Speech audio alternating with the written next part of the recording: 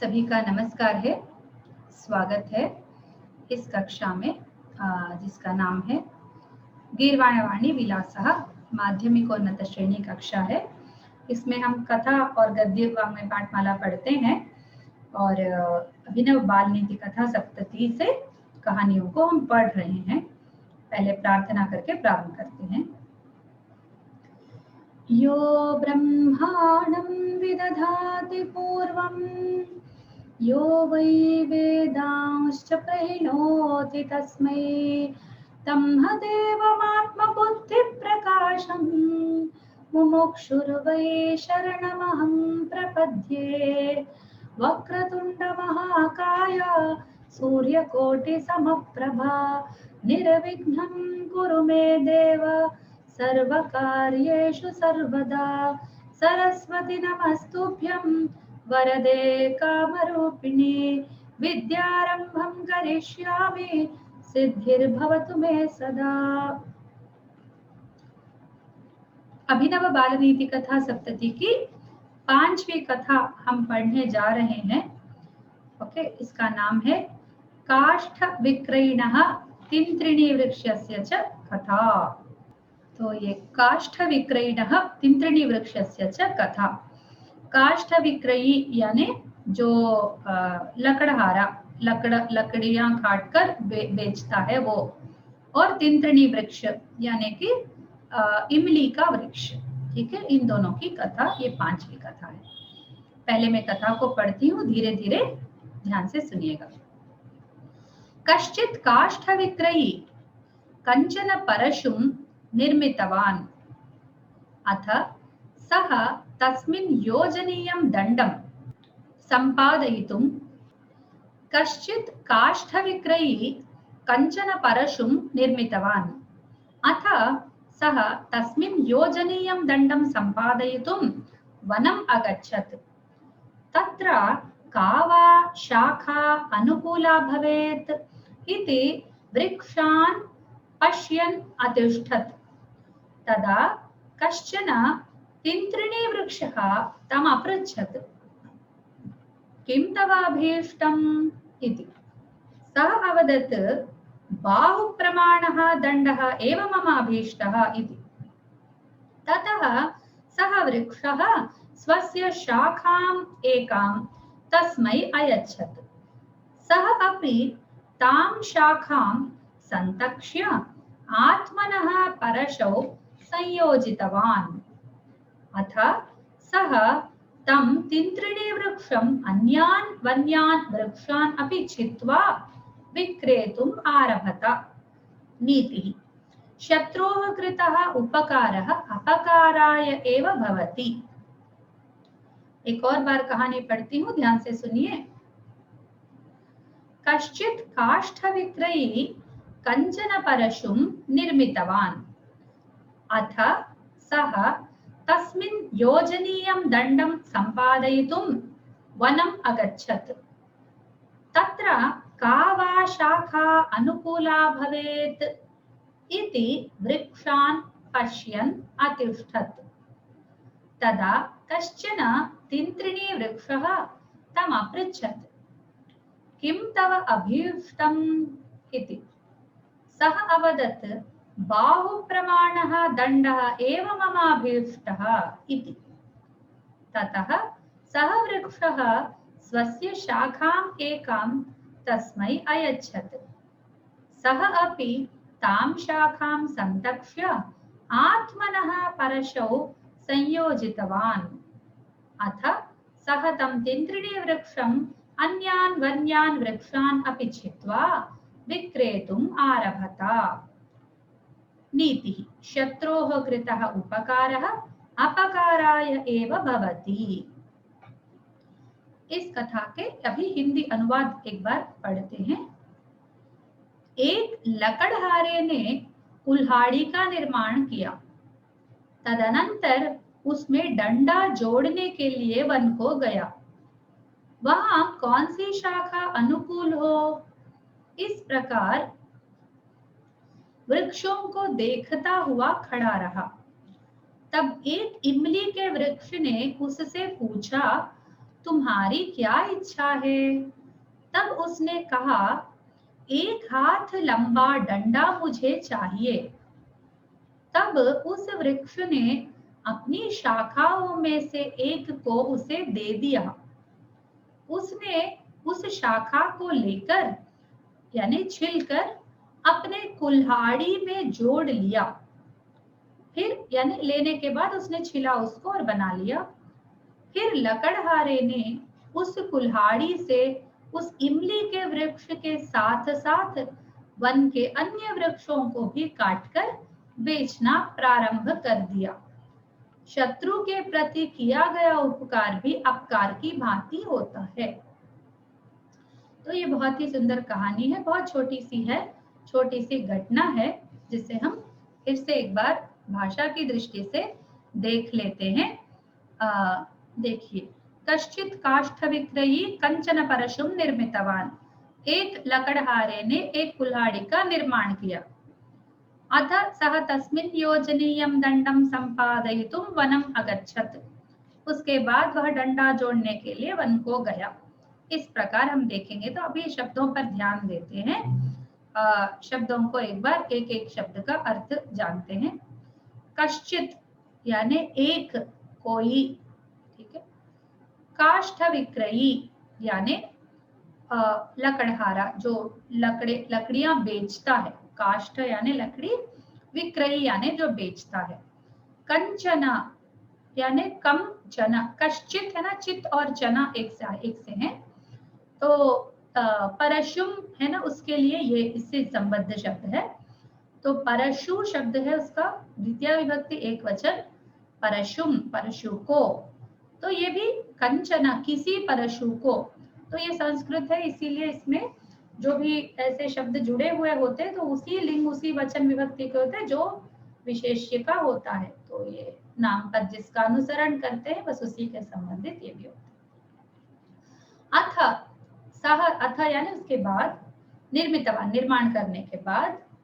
निर्मितवान को एक बार देखते हैं। निर उपसर्ग है, मा धातु है, तवतु प्रत्यय है इसमें। अथ सह तस्मिन उसमें, योजनीयम दंडम यानी जो योजनीय यानी जोड़ने योग्य है ऐसे दंड, दंड यानी डंडा को, दंडम है ना, दंडः पुल्लिंग शब्द है। तो योजनीयः दंडः, योजनीयम दंडम उसका द्वितीय विभक्ति एक वचन है। संपादयितुम, सम उपसर्ग, पद धातु और तुमुन है इसमें। तो उसका निच भी हुआ प्रेरणार्थक, संपादयितुम, ठीक है। वनम अगच्छत, तो उसने वो वन को गया, ठीक है। तो तत्र का वा शाखा अनुकूला भवेत्, कौन सी शाखा अनुकूला भवेत्, ठीक है, कौन सी शाखा अनुकूल होगी, ये जानने के लिए उसने क्या किया, अनुकूला यानी उसके अनुरूप, ठीक है, अनुरूप होने के लिए, ठीक है। कौन सी है बोल के वो सोचने देखने के लिए। फिर भवेत इति, भवेत विधिलिंग लकार है, प्रथम पुरुष एक वचन, तो होगी, हो सकती है, ठीक है, ऐसा। तत्र वहां पर, का वा शाखा, कौन सी यानी अभी निश्चित नहीं है, ये जो वा है यहाँ पर वह अनिश्चितार्थक है। तो का वा शाखा, कौन सी वाली शाखा, ऐसे ये वाली या वो वाली, उस तरह। इति वृक्षान पश्यन् तिष्ठत्, वृक्षों को देखते हुए खड़ा हो गया। तो वृक्षान, वृक्षान है द्वितीय विभक्ति बहुवचन, पश्यन् देखते हुए, दृष्ट धातु का शत्रंत रूप है। जो लट्लकार प्रथम पुरुष में होता है वही रूप शत्रंत का भी होता है। तो पश्यति, पश्यतः, पश्यन्ति, वहां ती निकाल दो, न लगा दो तो शत्रंत रूप फॉर्म हो जाता है। तो शत्रंत एक ऐसा कृदंत प्रत्यय है जिसमें एकमात्र शत्र शानश दोनों में विकर्ण प्रत्यय भी लगते हैं। विकर्ण प्रत्यय कुछ लकारों के अलावा शत्रंत और शानचंत केवल इन दो कृदंतों में वो लगते हैं। तो पश्यन अतिष्ठत, सो तिष्ठति है ना, सो इसका अगर बनाना चाहे, जैसे शत्रंत बनाना चाहे तो बता रही हूँ, तिष्ठन, ऐसे तिष्ठति है, ती निकाल के न लगा दो, तिष्ठन उसका पुल्लिंग रूप बनता है, ये पुल्लिंग रूप है पश्यन। उसके बाद तदा कश्चन तिंत्रिणी वृक्षः, तिंत्रिणी वृक्षः पुल्लिंग है इसीलिए कश्चन पुल्लिंग है। तम अपृच्छत, उसको पूछा, ठीक है।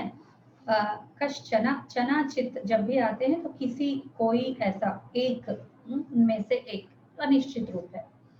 तो कोई तिंत्रिणी वृक्ष, एक तिंत्रिणी वृक्ष ने उससे पूछा, किम तव अभीष्टम, तम अपृच्छत, यहाँ मिला के लिखा है, बस संधि नहीं है, तम अपृच्छत, प्रच्छ धातु है, पृच्छ उसका रूप होता है पृच्छति, तो अपृच्छत हुआ लंग लकार, प्रायः इन कहानियों में लंग लकार ही, जैसे अगच्छत हुआ वो लंग लकार ही है, अतिष्ठत, अपृच्छत, ठीक है। किम तव अभीष्टम, क्या तुम्हारी इच्छा है, अभीष्टम यानी तुम क्या चाहते हो, क्या तुम्हारी इच्छा है, क्या किस चीज को तुम वांछा करते हो या चाहते हो, लेना चाहते हो, ऐसा। सह अवदत, तव यानी तो युष्मत शब्द का षष्ठी एक वचन, ठीक है, षष्ठी का की के में, का की के, तो तवा तुम्हारा, ठीक है, तुम्हारा। सह अवदत, वह बोला, कौन, वो मनुष्य, नरः, ठीक है, काष्ठविक नहीं, वो बोला, बाहु प्रमाणः दंडः एव मम अभीष्टः, मुझे बस एक ही चीज चाहिए, वो है बाहु प्रमाण दंड, जो मेरे हाथ जितना बड़ा, वैसे हाथ आगे करेंगे, इस हाथ को ऐसे ऐसे फैलाएंगे तो कितना वो लंबा होगा, उतना, बाहु प्रमाणः दंडः एव मम अभीष्टः। तो वृक्ष ने पूछा, किम तव अभीष्टम, नपुंसक में पूछा, तो ये व्यक्ति जो है अभीष्टः करके पुल्लिंग में बता रहा है, क्यों, क्योंकि दंडः पुल्लिंग है, ठीक है, दंडः पुल्लिंग है, इसीलिए वो अभीष्टः करके पुल्लिंग में पूछ बता रहा है जवाब। बाहु प्रमाणः, बाहोः प्रमाणः, बाहु जितना प्रमाण, ठीक है, और दंडः, दंडः पुल्लिंग सामान्य है, एवं मम अभीष्टः, मेरा अभीष्ट, मम जो है वो अस्मत् शब्द का ही एक वचन में है और षष्ठी विभक्ति है, ठीक है, मम अभीष्टः इति। ततः सः वृक्षः, तब उस वृक्ष ने स्वस्य शाखाम एकाम, अपना, स्वस्य यानी अपना, शाखाम एकाम, एक शाखा को, तस्मै अयच्छत, उसके लिए दिया, तस्मै यानी उस पुरुष के लिए, उस काष्ठ विग्रही के लिए, एकाम शाखा, एक शाखा को, ठीक है, शाखा शब्द स्त्रीलिंग है इसलिए शाखाम, तो द्वितीय विभक्ति में शाखाम हुआ।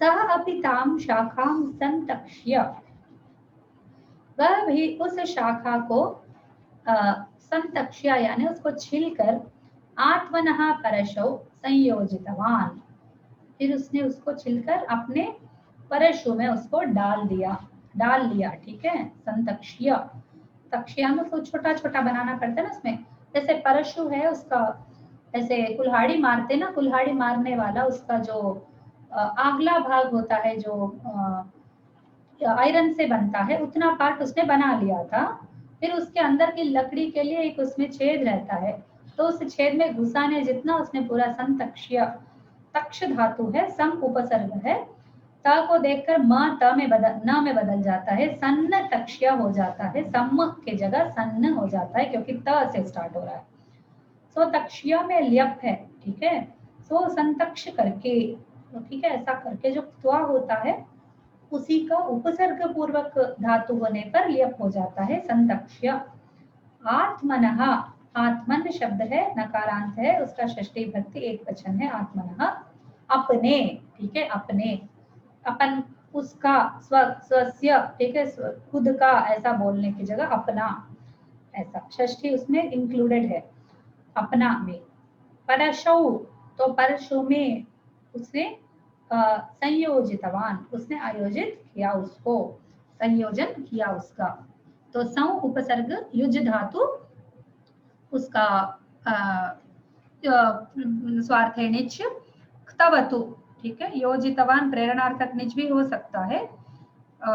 योजितवान देखिए योजयति होगा प्रायः, योजयति है, युज चुरादि का भी है, ये स्वार्थे निच भी हो सकता है और प्रेरणार्थक भी हो सकता है संयोजितवान। तो उसमें संतक्ष में कौन सा धातु है?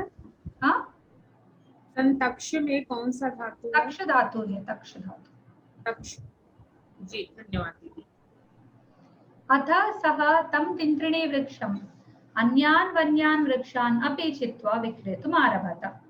अब उसने, अतः का अब होता है सह, वह, तम तिन्त्रिणी वृक्षम, उस तिन्त्रिणी वृक्ष को, ठीक है, तिन्त्रिणी वृक्षम इमली के वृक्ष को, ठीक है, वृक्ष को,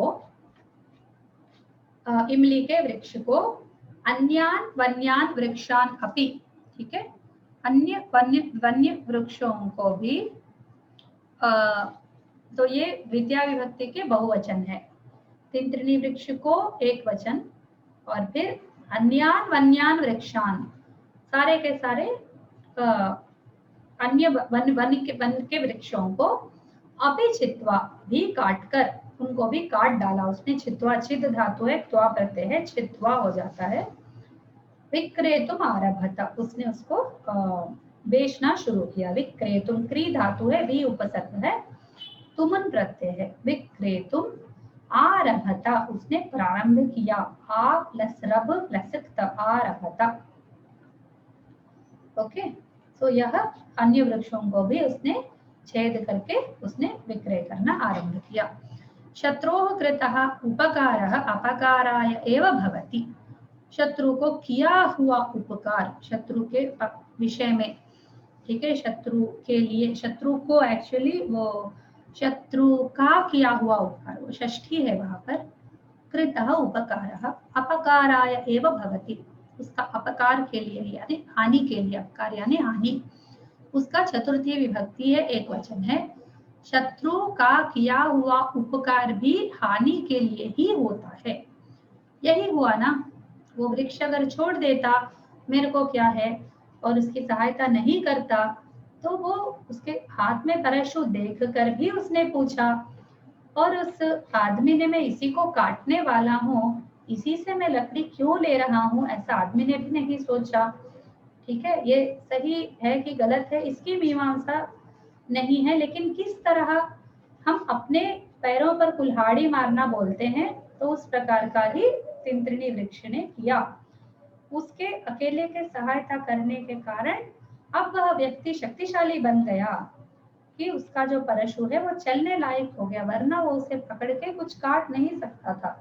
पर लकड़ी के कारण, लकड़ी के संयोजन के कारण वो काटने को तैयार हो गया। यही दशा हमारे देश में आज हमारी है कि हमने जाना नहीं हमारे शत्रु को कि वो कितना शक्तिशाली है और किस तरह का है और क्या करना चाहता है, किस उद्देश्य से आया है। बस हमने तो सबको अतिथि मान लिया, शत्रु को भी हमने अतिथि मान लिया, और अतिथि सत्कार के आधार पर उसका हमने सहायता की।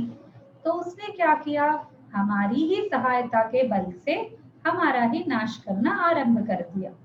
तो इस कहानी से हमको बहुत बड़ी सीख मिलती है कि हमको कभी भी शत्रु का उपकार नहीं करना चाहिए। शत्रु को करते भी है तो वह, उसको रियलाइजेशन नहीं होता कि इस आदमी ने मुझे हेल्प किया है। जैसे एक सांप होता है, उसको तुम पालो या कुछ भी करो, वो तुम्हें डस ही लेता है, ठीक है। उसको दूध भी दो, कितना भी दूध दो, वो दूध पीकर विष ही उगलता है, और सांप उसे भी डसता है जो उसको पालता है, ठीक है।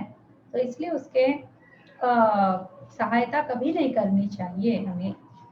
तो इसको, तिन्त्रिणी वृक्ष को कोई जरूरत नहीं थी कि वो पूछे कि भाई तुम्हें क्या चाहिए, उसे पूछने की जरूरत ही नहीं थी। उसने पूछा और खुद को उसका इतने बड़े पाप का भागी बना डाला। और ये आदमी निरंतर पेड़ काटेगा ही, और पेड़ों का नाश होता ही रहेगा, और एक भी पेड़ वह नहीं लगाएगा। इसके कारण जैसे आजकल की समस्याएं आ रही है, बस वही ये सब इसी का है। तो क्या वृक्ष को नहीं देना चाहिए? तो सच में नहीं देना चाहिए। तो इंसान कैसे भी बना लेता होगा, लेकिन वृक्ष को तो दोष नहीं लगता, वृक्ष ने अपना प्रयत्न भी नहीं किया उसे रोकने के लिए। तुम्हें क्यों चाहिए लकड़ी, इसने ये तक नहीं पूछा। लकड़ी चाहिए उसने बोला, इसने फटाक से दे दिया, यह उसकी गलती है। ठीक है, अभी इस कथा का प्रश्न देखते हैं। इसका भी एक ये हिंदी अनुवाद पढ़ते हैं। हाँ, एक लकड़हारे ने एक कुल्हाड़ी का निर्माण किया। तदनंतर उसमें डंडा जोड़ने के लिए वन को गया।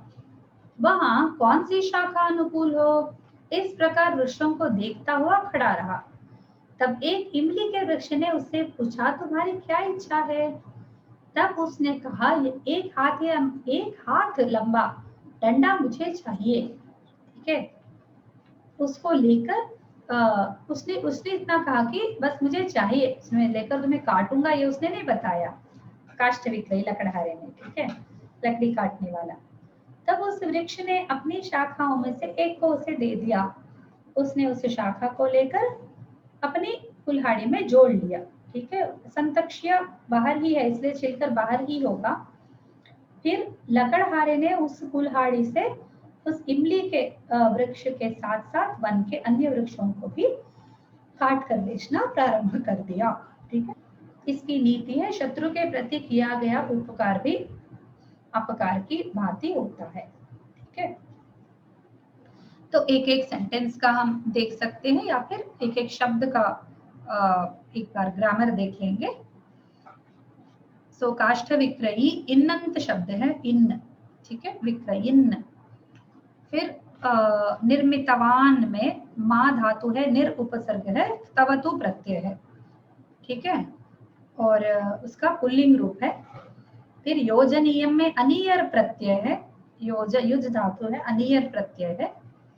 फिर संपादयितुम में पद धातु है और सम उपसर्ग है और उसका निच है, पद्यते, ये पद चतुर्थ गण का धातु है।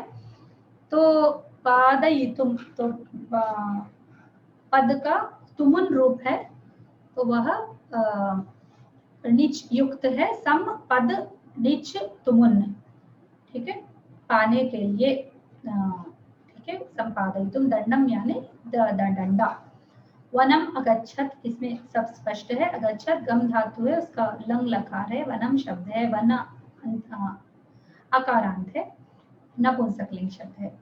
तत्र का वा शाखा अनुकूला भवेत, वहां कौन सी शाखा, कौन सी बोल रहे ना, वो सी, तो कौन सी यानी बहुत सारे हैं उसमें से एक, तो इसलिए का वा का प्रयोग हुआ है। शाखा अनुकूला भवेत, भवेत विधिलिंग लकार, इति दीक्षान पश्यन, अतिष्ठत, अतिष्ठत लंग लकार, स्था धातु तिष्ठ होता है, स्था तिष्ठ का लंग लकार, प्रथम पुरुष है एक वचन। तदा कश्चन तिन्त्रिणी वृक्षः तम अपृच्छत्, तिन्त्रिणी वृक्ष ने उससे पूछा, तम अपृच्छत्, अपृच्छत् लंग लकार, किम तव अभीष्टम, तव तुम्हारा, अभीष्टम क्या है, अभि प्लस इष्ट अभीष्ट, तो वो पूरा शब्द एक ही है, तो वो त्रिलिंगों में होता है, इसीलिए वो अभीष्टम अभीष्टः बोल रहा है दोनों से। इति सह अवदत्, वह बोला, कौन, वो नर बोला, उस मनुष्य काष्ठ विक्रय ने बोला, बाहु प्रमाणः दंडः एव मम अभीष्टः, बस मुझे बाहु प्रमाण का दंड चाहिए और कुछ उससे नहीं मांगा। इति सह ततः सह वृक्षः स्वस्य शाखामेकां तस्मै अयच्छत्, उसने अपनी एक शाखा उसको दे दी। स अपि तां शाखां संतक्ष्य अयच्छत्, यच्छ दा यच्छ धातु है, तो दा धातु का यच्छ आदेश होता है, अयच्छत् लंग लकार में उसका रूप होता है। तस्मै तद शब्द है, उसका पुल्लिंग एक वचन है और तद शब्द है, तद शब्द का चतुर्थी विभक्ति पुल्लिंग एक वचन। स अपि तां शाखां संतक्ष्य, संतक्ष्य सम उपसर्ग तक्ष धातु ल्यप प्रत्यय, शाखा को संतक्ष्य करके तक्षण माने उसको ये करके ठीक करके, आत्मनः परशौ संयोजितवान, अपने परशु में उसने संयोजित कर लिया। अथ सह तं तिन्त्रिणी वृक्षम अन्यान वन्यान वृक्षान अपि छित्त्वा विक्रेतुम आरभत। ठीक है, शत्रोः कृतः अपकारः, विक्रेतुम क्री धातु है, वी उपसर्ग है, छित्त्वा छिद प्लसत्वा, ये इसका व्याकरण अंश भी हमने पढ़ लिया। अब हम प्रश्नों को देखते हैं। कः परशुं निर्मितवान्, सारे प्रश्नों का समाधान कामिनी भगिनी से मांगती हूँ, आप तुरंत सारे जवाब दे दें। कः परशुं निर्मितवान्? कः परशुं निर्मितवान्? कश्चन पथिकः काष्ठविक्रयिणः। निर्मितवान्, बस उतना ही, ठीक है, उतना ही जवाब। सः वनं कुतः अगच्छत्, वो वन को क्यों गया? हस्त परशुं निर्माय काष्ठं यहाँ बच्चे की बता सकती हैं आप, द्वितीय वाक्य को देखिए। दंडं सम्पादयितुं वनम् अगच्छत्। बस। तिन्त्रिणी वृक्षः तं किम् अयच्छत्, तिन्त्रिणी वृक्ष ने उसको क्या दिया? किम् अयच्छत्? तिन्त्रिणी वृक्षः बाहुप्रमाणः दंडः तम अयच्छत्। दंडम, उसको ना, दंड को दिया ना, दंडम अयच्छत्। तस्मै अयच्छत्, एकाम शाखाम अयच्छत्, उसने बाहुप्रमाण दंड नहीं दिया, उसने अपना शाखा दे दिया उसको, उस शाखा को काटकर उसने वो बना लिया, ठीक है। सः किं कर्तुम् आरभत? सः तं शाखां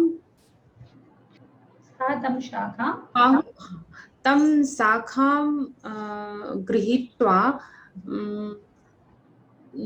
दंडं तं शाखां सः किं कर्तुम् आरभत? शाखां संतक्ष्य आत्मनः परशौ संयोजितवान्। और क्या आरभत? विक्रेतुम् आरभत, वृक्षान् छित्त्वा अन्यान् वृक्षान् अपि। ये वाला अंतिम सेंटेंस है उसका आंसर। सः तं तिन्त्रिणी वृक्षम् अन्यान् वृक्षान् अपि छित्त्वा विक्रेतुम् आरभत। फिर काष्ठविक्रयणी, इसमें कथा का नीति क्या है? शत्रुकृतः उपकारः अपि अपकारायैव भवति इति। शत्रुकृत उपकारः अपकारायैव भवति। उपकारः अपकाराय एव भवति। बहुत सुंदर। फिर सारे शब्द भी समझ में आ गए हैं आपको, और आप इस भावना को भी समझ गए हैं, है ना?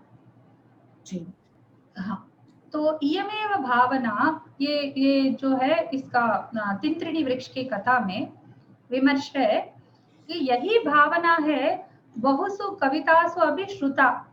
यदा परः कोऽपि वंचयति तदा मनः खिद्यते, ठीक है, बहुत ही खिन्न हो जाता है मन, खिद्यते होना चाहिए वहां पर, ठीक है, मन बहुत ही खिन्न हो जाता है। परंतु स्वकीयः स्वजनः वंचयति तर्हि महत् दुःखकरी पीड़ा जायते। जब अपना कोई, ठीक है, अपना स्वजन कोई हमें ठगता है, तर्हि महत् दुःखकरी पीड़ा जायते। जैसे कोई बाहर वाला करता है तो दुख तो होता है, पर अपना कोई ठगता है तो दुख छल का भी होता है और अपने का भी होता है, दो चीजें होती हैं। या न शाम्यति अल्प प्रयत्नेन, वो धीरे जल्दी से खत्म नहीं होता, वो दुख जो है वो जल्दी से खत्म नहीं होता। अरे अपने ने ठगा, मन को विश्वास ही नहीं होता, अरे इतना अच्छा दोस्त था मेरा, ऐसे कैसे ठग दिया मुझे, ऐसे। परशवे दत्तः काष्ठः वृक्षांशः, ठीक है, परशु के लिए जो दिया गया था जो लकड़ी, वो वृक्ष का अंश ही था, वृक्ष की शाखा से ही वो बना था। वृक्षादेव निर्मितः, अतः तस्य साहाय्येन परशुना क्रियमाणं वृक्षखण्डनं महाक्लेशाय भवति वृक्षाणां। तो बाकी वृक्षों की दृष्टि से देखें तो जैसे ही वो परशु इनके पास आता है, उनको काटने लगता है, तो वृक्ष यही सोचने लगते हैं, अरे ये तिन्त्रिणी वृक्ष ने क्या कर दिया, उसने लकड़ी दिया तभी तो ये हमको काट पा रहा है, ठीक है। तो ये उनको बहुत ही दुर्दशा, उनकी बहुत ही क्लेशपूर्ण दशा उन वृक्षों की हो गई थी। जब बिना जाने हम दुष्टों की सहायता करते तो वो हमारा ही नाश करते, केवल हमारा नहीं बहुतों का नाश करते हैं। इदानीं या परिस्थितिः भारतराष्ट्रे अस्ति तस्य इत्थमेव पूर्वरङ्गः भवति इति स्मर्तव्यम्। सहायं तु करणीयमेव, किन्तु शत्रोः अपात्रस्य न करणीयम्। सहाय करना बहुत अच्छा गुण होता है, लेकिन देखना चाहिए कि कौन शत्रु है, कौन मित्र है, किसके प्रति हमें अच्छा व्यवहार करना चाहिए, किसके प्रति हमें बुरा व्यवहार करना चाहिए। एटलीस्ट उसके अनुरूप, जैसा वो उस व्यक्ति का है उसके अनुरूप। यदि वो प्यार से बात करता है तो हमें प्यार से बात करने में कोई प्रॉब्लम नहीं है, हम उसके साथ कोई छल कपट स्वयं नहीं करेंगे, ठीक है। और यदि वो अपात्र है तो शत्रु है तो उसके विषय में हम लोग कभी नहीं सोचेंगे कि उसकी सहायता करनी चाहिए, क्योंकि हमारा ही उल्टा हो सकता है।